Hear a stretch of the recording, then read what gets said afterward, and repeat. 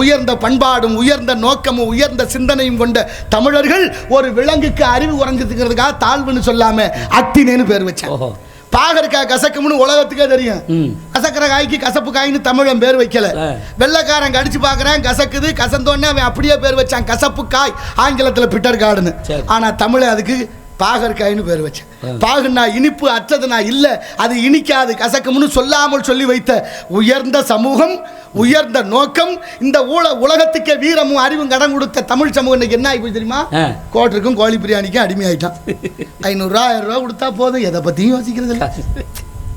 விடுப்பா போட்டு விடு, என்ன இப்படித்தானே சொல்றேன், என்ன சொல்றேன்ல, உனக்கு ஏன் வேண்டாத வேலை, போனியா 4 பாட்டை பண்ணியா காஜை வாங்கிட்டு வராம என்ன நீ மட்டும் நாட்டை திருத்துற, எவ்வளவு பேர் பேசுறேன் சொல்றானா இல்லையா? நேர்மையா இருக்க முடியலையே.